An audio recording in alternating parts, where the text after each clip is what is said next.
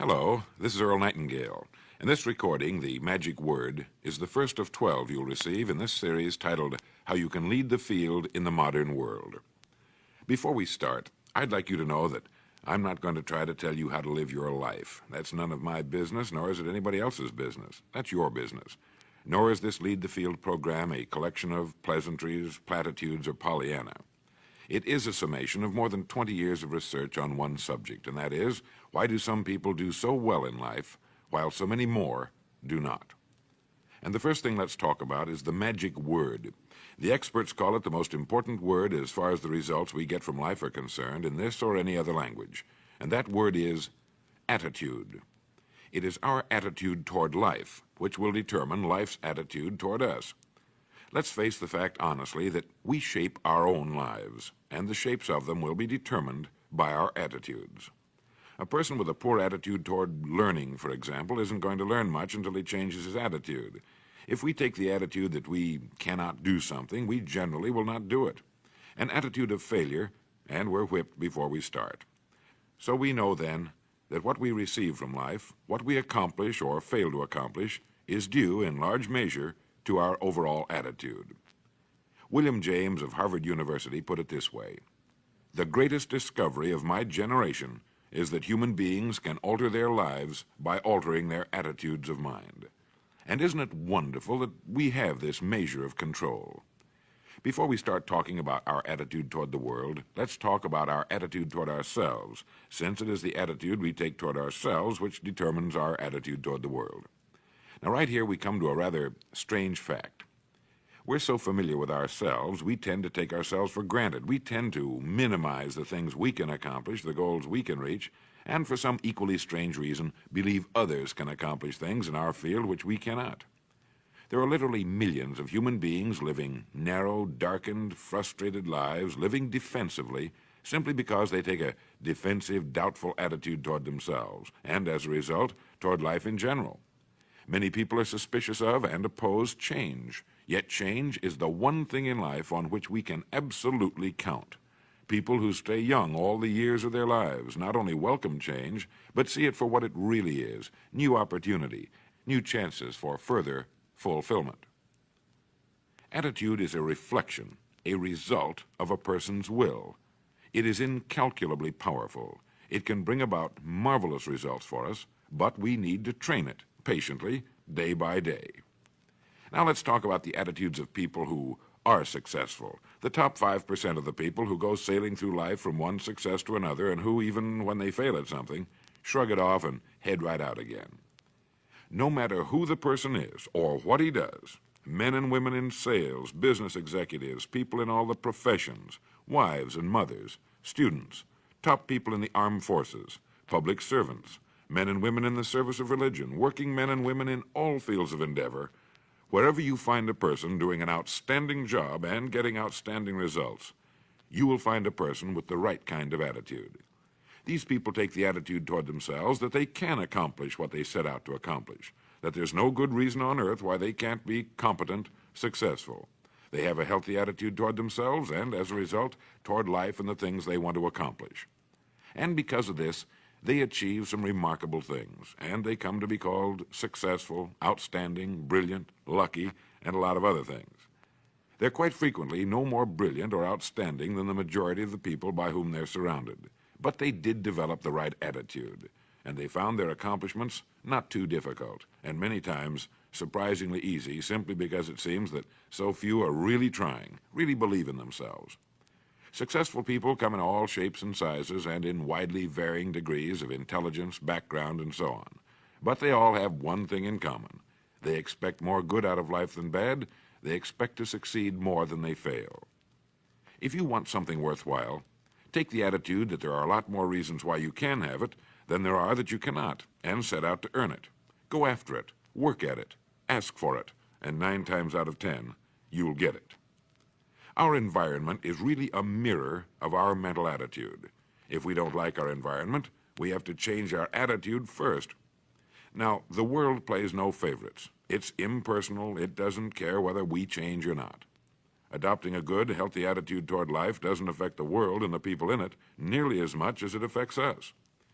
It would be impossible to even estimate the number of jobs which have been lost, the number of promotions missed, the number of sales not made, the number of marriages ruined by poor attitudes.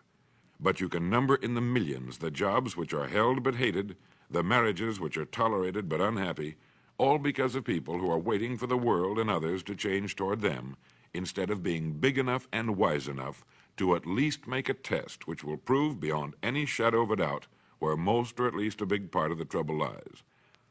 Studies made of the lives of literally thousands of successful people have shown that they radiate confidence, assurance, they expect success, and they get success. You can spot these people by the way they walk, by the way they look and act. You can feel it about them when they enter a room. They may be short and fat, or tall and thin, or any combination in between, but they have about them the attitude of success. In the record Greener Pastures, I'll get into this next statement, but right now I want you to realize, if you don't already, that in 5 years or less, you can get right to the top of the work you're now doing. I know this, but the important question here is, do you know this? The minute you do know it, you'll have this right attitude I'm talking about. The easiest and most effective means of forming a good attitude habit is to begin to act as though you have a good, positive, expectant attitude toward life. That's right. Begin right now to walk, act, and look as though you belong to this group. If you're already in the top 5%, you'll know what I mean. If you've never tried it, you'll be amazed at what happens. Actions trigger feelings, just as feelings trigger actions. Now, let me tell you of a little test you can make which will prove beyond any shadow of a doubt that a good attitude can change a person's life as dramatically as walking from a darkened room into the bright, clear light of day. Not long ago, I read a line which went, "Life is dull only to dull people." This is true, but it also could have read, "Life is interesting only to interesting people," or "Life is successful only to successful people." Now, what I'm trying to say is that you must first become, mentally, from an attitude standpoint, that which you wish to achieve. A famous restaurateur was being interviewed by a reporter who asked, "When did you become successful?" He replied, "I was successful when I was sleeping on park benches, because I knew what I wanted to do and that I would do it." In short, his attitude had been one of success, of expecting success, long before the material, the tangible rewards of success had been earned. We'll get into this particular phase of Lead the Field in record number 3, A Worthy Destination. But for now, remember that a person must act, look, and because of these things, feel successful before the success he seeks can come.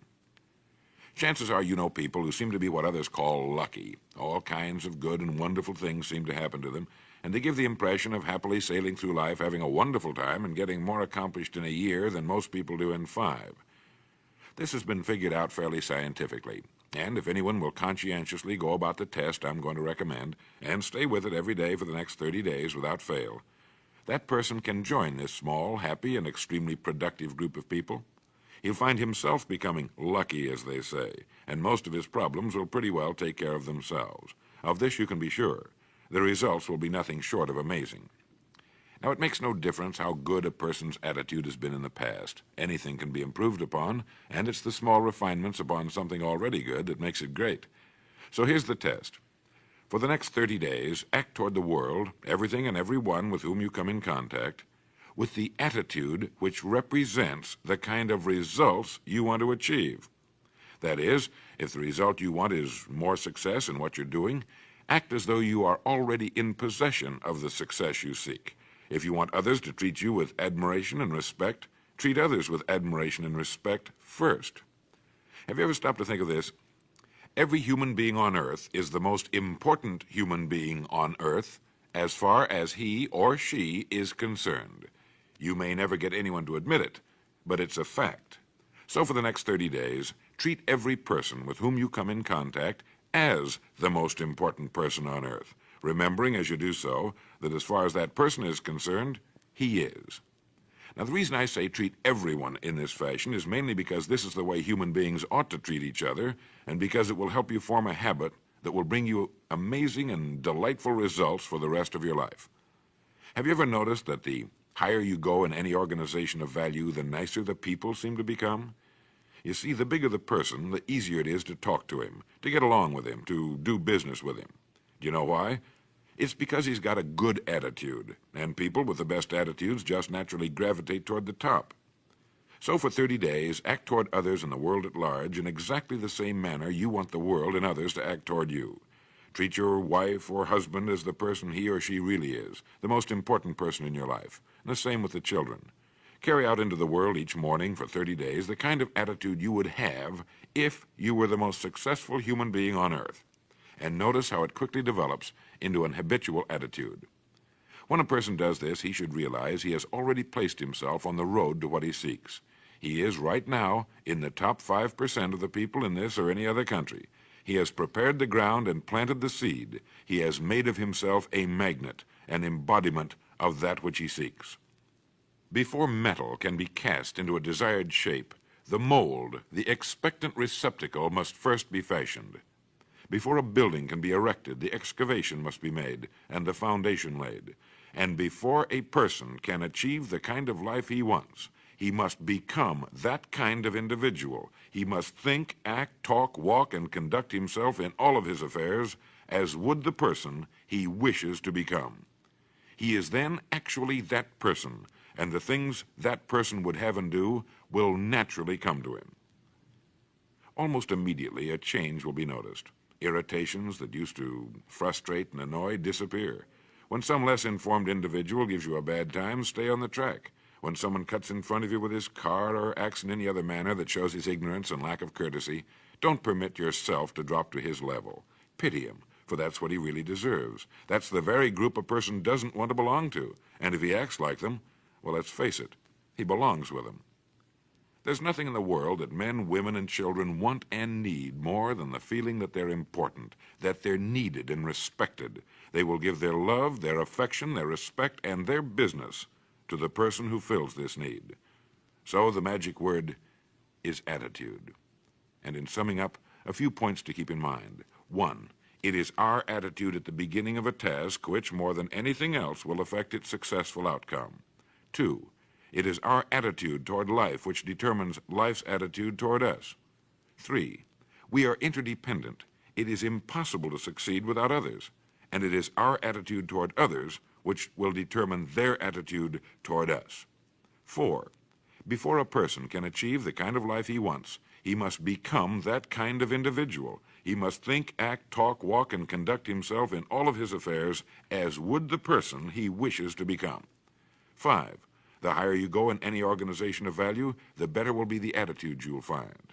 6, your mind can hold only one thought at a time, and since there's nothing at all to be gained by being negative, be positive.